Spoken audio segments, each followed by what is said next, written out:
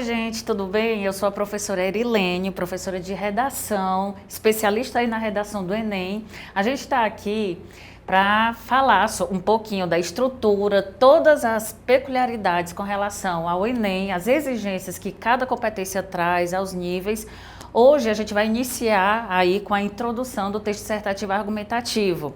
Os tipos de introdução, uma sugestão para você iniciar seu texto para ficar legal, massa, algumas particularidades com relação à introdução, assim como também algumas expressões para você iniciar seu texto, beleza?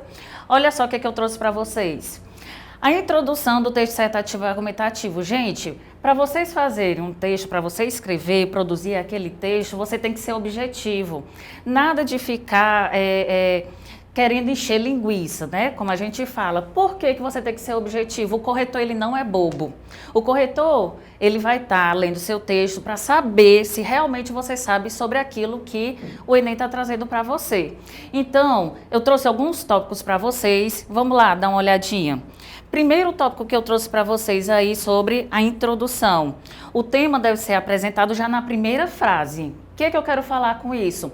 A proposta do texto dissertativo argumentativo, quando o Enem traz, você tem que colocar todas as palavras dentro, logo do primeiro parágrafo na introdução. Por que você vai fazer isso? Já para garantir aquela competência 3, um nível 120, 160 na competência 3 e correr lá para cima com relação à nota, chegar ali pertinho da nota 1000, 960, 940. Por que eu estou dizendo que tem que chegar pertinho? A gente vai chegar pertinho porque precisa de outras coisas para a gente chegar ao 1000. Se você continuar aqui, a gente vai te ajudar. Você pode ter certeza que uma nota 1000 você consegue, beleza? Então, vamos lá para o segundo tópico. É no primeiro parágrafo que está inserido a linha do raciocínio do autor. O que isso quer dizer?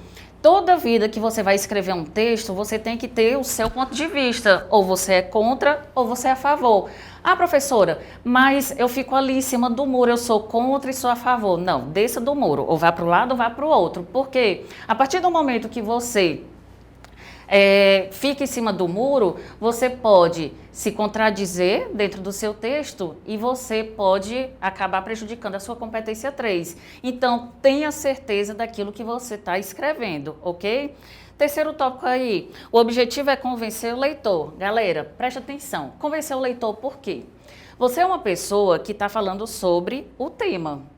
Digamos que você é um especialista e a pessoa que está lendo esse texto é uma pessoa leiga, é uma pessoa que não sabe sobre o assunto. Só que você tem a função de convencer essa pessoa a acreditar naquilo que você está dizendo. Você pode até ficar, mas é o corretor sabe, mas você vai escrever nesse intuito de influenciar alguém com o seu ponto de vista. Por isso, a importância de você ser claro, por isso a importância de você ser objetivo com relação ao seu texto. Só que você tem que começar dessa maneira dentro logo do primeiro parágrafo da introdução, certo? Algumas dicas para vocês. Usar palavras que nomeiam ideias e conceitos. Vocês vão utilizar sinônimos dentro do texto de vocês, não vão repetir a palavra principal do tema ou da proposta. Procure utilizar sinônimos, certo?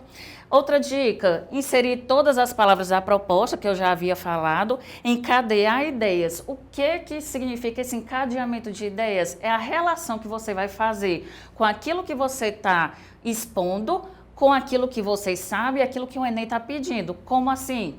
Além de você expor o seu conhecimento sobre o tema, você vai ter que colocar coisas que dê concretude àquilo que você está falando, que no caso é conhecido como conhecimento de mundo, que você vai poder colocar dentro da sua introdução, dentro do seu desenvolvimento ou dentro da sua conclusão.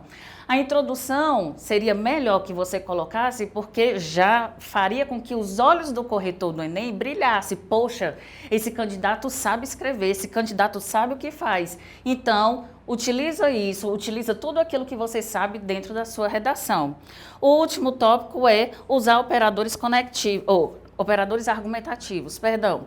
Por que esses operadores argumentativos? Lá no finalzinho dessa aula, eu vou mostrar para vocês a importância de usar operadores argumentativos, só que esses operadores, eles não são obrigatórios dentro do primeiro parágrafo do texto dissertativo argumentativo. No desenvolvimento, na conclusão, você tem que usar para ligar um parágrafo ao outro. mas na introdução tem algumas sugestões para vocês que eu vou mostrar e vocês podem estar utilizando. Lembrando que não é obrigatório na introdução, nos outros parágrafos sim, certo? Ao lado, eu coloquei aí algumas sugestões de perguntas que vocês poderão fazer dentro da cabecinha de vocês. Vocês não vão copiar no texto, mas vocês podem responder em forma de texto. Essas perguntas, você vai fazer um tipo de introdução, que é a introdução de conceituação que a gente vai ver um pouquinho mais na frente, certo? Essas perguntas, vocês não precisam responder nessa ordem, não precisa responder todas as perguntas, mas você tem que ter certeza daquilo que está respondendo. De novo, em forma de texto, não vai colocar a pergunta dentro do parágrafo da introdução. E tem aqui algumas sugestões. O que é o tema? Onde acontece, onde geralmente acontece, você vai delimitar o Brasil e vai especificar alguma região, Nordeste, Sul, Sudeste ou algum estado que você queira.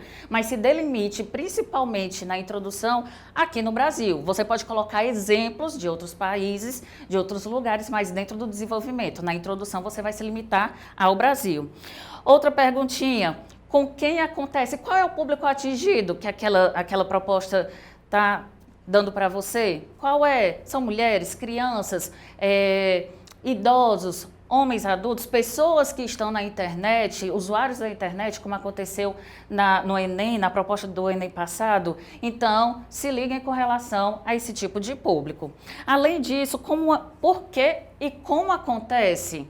Por que esse tema acontece na sociedade? Como é? Qual foi a origem? Só que a origem, a pergunta você vai responder com a última que eu coloquei aí para vocês, que é quando ou desde quando acontece. E eu coloquei aí contexto histórico.